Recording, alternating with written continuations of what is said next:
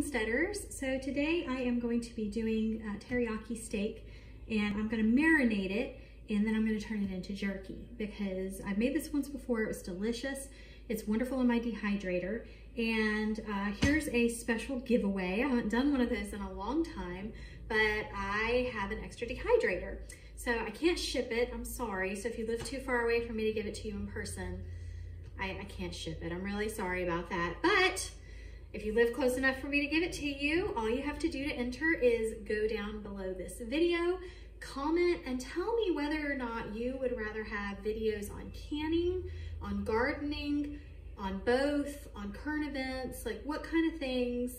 I guess current events as far as I don't talk political, I talk preparedness. So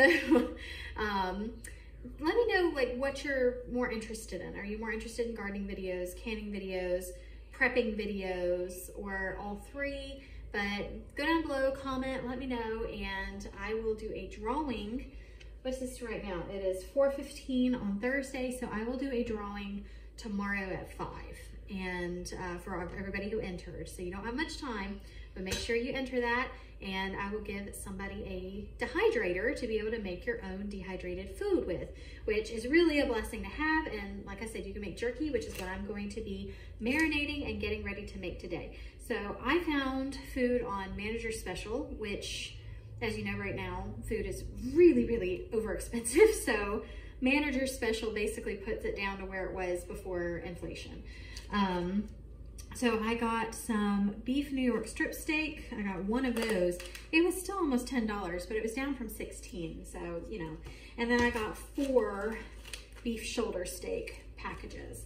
So I'm gonna cut up these, and you can use this marinade also if you want to. I'd add a little bit of water to it to kind of break it down a little bit so it's not overly salty, but you can actually also use this marinade if you want to, and can beef if you want to have like a teriyaki beef already canned, and then you can cook it inside, like it cooks inside the can, and then when you want to have teriyaki beef over rice or whatever else, you just open it up and there it goes. That actually sounds like a good idea, and I might just do that when I'm done marinating some of this because I'll be canning tomorrow. So I'm gonna go ahead and open up my steaks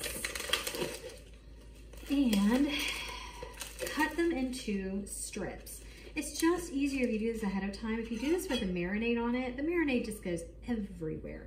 So I like to go ahead and cut ahead of time into the pieces I'm going to do for my jerky. You don't want to do massive pieces if you're going to dehydrate and make jerky, because massive pieces are really hard to get dried out, and you're trying to remove, when you dehydrate something, you're trying to remove all the liquid from it and help it to basically shrivel up. And so if you have giant pieces, you're going to have some of your teriyaki jerky or your jerky that's overdone. So you've got smaller pieces that are like really shriveled and kind of unedible. And then you'll have pieces that are still too moist and will not store and will mold. So there's like a fine line in what you're doing. So I'm gonna cut this. You don't wanna have too small of pieces. You think about the jerky that you eat when you get it in a package. So this is going to shrivel up and dry up. So this is about the size piece that I want, because this is probably going to end up being just 2 bites of jerky when all is said and done. This one, I'm gonna cut this in half just to keep it a little bit smaller. This one, I'm only gonna half it. These right here, I'm going to third those 3. So I'm gonna cut it here, and I'm gonna cut it here, and I'm gonna trim off as much fat as I can. Now, if you were gonna can this and put the like a teriyaki jerky in a can, then you may wanna leave your fat, because the fat adds a lot of flavor when it's cooking inside of that jar, and you can cut it off before you're ready to serve it, or the person eating it can cut it off or whatever. So if you want to can it, I would leave the fat. I'd leave the fat on and let it get really flavorful in that jar. But as for me, this one is destined to become jerky. So let me go ahead and trim off as much of the fat as possible. I don't know if you've ever had jerky with fat on it. Really not edible. So yeah, we gotta just trim that right off. Now, to save on time, because I'm gonna do this for 4 of these, and I don't want to waste your time. I want to move on to the next thing. I'm going to go ahead and mix up my teriyaki sauce. So since I'm touching my bottles, I'm going to run over here and wash my hands real quick. You will need sherry, and I actually do the cooking wine sherry that is not considered like you got to give an ID type alcohol. It is your cooking wine and your cooking wine section where there's also vinegar and oil. And then soy sauce. I use reduced sodium for everything because sodium is just, oh, regular soy sauce. I don't know how people handle it. So I use reduced sodium soy sauce. And then you will need minced garlic. And I got stir-in paste from Aldi on ginger, but I mean, you can grate your own. But to cut back on the amount of time on what I'm doing here, I just got the stir-in paste from Aldi. It's still a reasonable price. So basically, you're going to do equal parts of soy sauce to the cooking sherry. So whatever that looks like. If you're doing a lot of steak, which I'm doing a lot of steak today, I'm doing 4 steaks in this. And I think I'm going to do this 5th New York strip steak and then take that and can it. I'm really thinking about canning that and turning that into teriyaki steak in a jar. But I need to do a little bit more because I've got a lot of steaks I'm doing. So I am going to do 2 tablespoons of garlic. This is from Aldi. This is the minced garlic from Aldi. I'm going to do 2 heaping tablespoons. I like mine really garlicky. If you want to add a hot sauce to this, you can add like a chili type sauce. There's an Asian, let me get it. There's an Asian chili sauce that is called chili garlic sauce. So if you want to add a little spice to it for your jar, you can add that. That's okay. You can add seasonings, whatever you want to add. So I'm also going to add, you do equal parts garlic and ginger. So I'm going to add a tablespoon here of the stir-in ginger paste. Normally I don't measure it, but I am for the sake of the video because I want you to be able to do it. And if I'm just blessing God and squeezing the stuff in, you're not going to know what I'm doing, are you? So then I'm going to add 1 cup of soy sauce. I also actually use this recipe on my own hot wings, or my own wings. Obviously, that would be teriyaki wings. They're delicious. And I use this whenever I make fried rice with vegetables and like chicken and steak with it. I'll do this teriyaki sauce with it. It's fantastic on so much. If you want to thicken it, you make this in a saucepan. You can't add cornstarch or flour to anything you're going to can or anything you're going to put in the dehydrator. That'll like ruin whatever you're doing. So you can, if you're going to just like eat it that day, you can add some cornstarch to your pan. So you basically get out a small amount of the teriyaki sauce and stir in some cornstarch into that in a little bowl. Get your teriyaki sauce to boiling and then add your cornstarch back and stir it in, and it gets it to be that really thick, you know, like viscous type gel that gets on there that you have on wings usually. So that's what gives it that, instead of having to add like a bunch of fattening stuff to it to get it to do that, or salty stuff. You can just add some cornstarch, like a tablespoon of cornstarch, and that'll do it. So I'm adding a cup of cooking sherry. I'm gonna go over now and I'm gonna add 3 cups of water, and I'm gonna use my filtered water out of my fridge, just because I don't like the hard minerals. So 3rd cup, just like that. So that is 3 cups of water to 1 cup of cooking wine, the sherry cooking wine, and 1 cup of soy sauce. Now I'm gonna add all my meat to this. I'm gonna let it sit in this for 24 hours. Now in order to do my canning with it, all I'm gonna do is cut up my meat, add this sauce to my jar up to 1 inch headspace, and then stick that in the canner, and that's it. So it's like super easy, and you can go ahead and use this because you're marinating your meat in it anyway, and then you're cooking it 90 minutes at whatever 100, 200, 300 degrees that the inside of the canner gets to. It gets super hot. So, I mean, it kills off the alcohol.